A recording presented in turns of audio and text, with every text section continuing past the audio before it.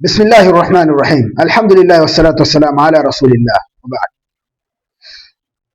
Ndugu zangu, uchawi, urogi, hasad ni kitu kipo na ni kitu kimethubutu kuanzia zama zilizopita mpaka leo.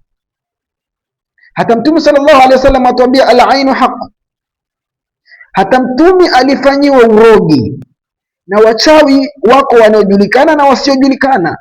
Tena haswa zama zetu za leo, uchawi ndio umekuwa umeenea. Biashara haziendi, watu uroga wenzao. Imekuwa maisha yameharibika, maradhi, watu uana. Kwa hiyo ndugu zangu, uchawi ni kitu kipo. Hata Mtume alifanyiwa urogi. Nitawatajia kisa cha al-Imam Ibn Sirin. Zama zake kuna kisa kilitokea.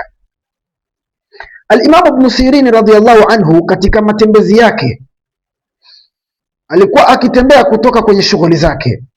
Alipofika njiani, akawaona watu wamebeba jeneza, wamebeba mtu kwenye jeneza, waelekea kwenda kuzika.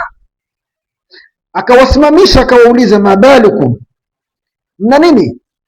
Wakasema, sisi tuelekea kuzika ndugu yetu amekufa.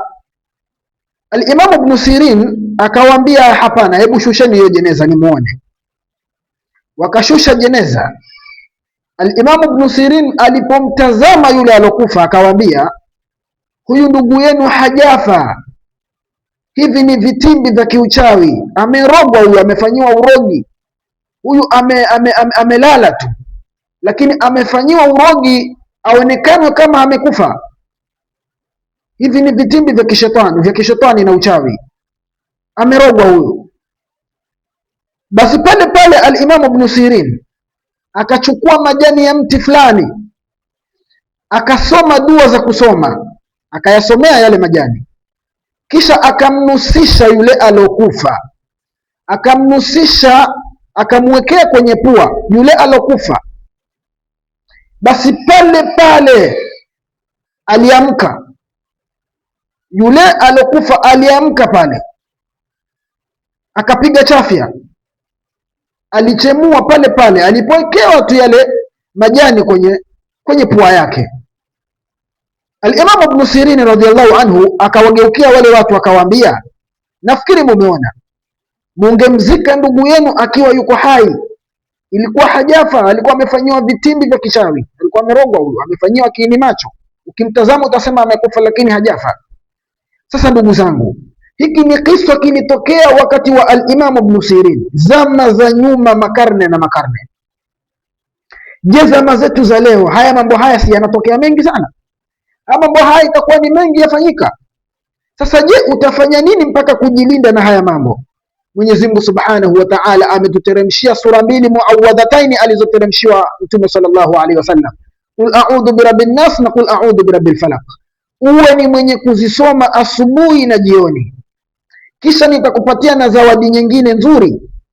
Mtume sallallahu atuambia kwa Ayatul Kursi, mwenye kuisoma asubuhi anapoamka kwenye kitanda, basi huwa katika himaya ya Mwenyezi Mungu. Mwenyezi Mungu umlinda mpaka atakapoingiliwa na usiku, na atakapoisoma wakati yualala, Mwenyezi Mungu atamlinda mpaka asubuhi.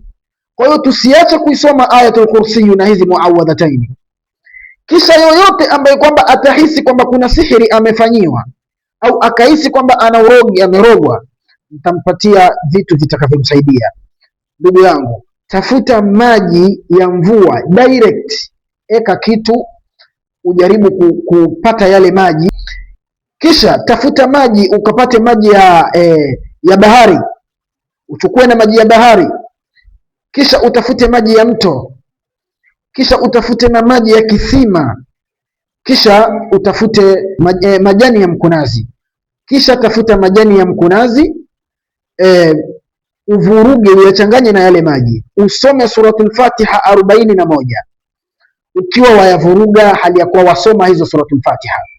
Ukimaliza soma suratul Yasin. Yale maji tumia kwa kuoga siku 7, na utaona insha Allahu Ta'ala taufiki ya Allah, na Mwenyezi Mungu atakufungulia kila kitu. na utaona kama kuna mbaya ya kufanyia machafu ama ya kuroga, utayaona yote na Mwenyezi Mungu atakulinda.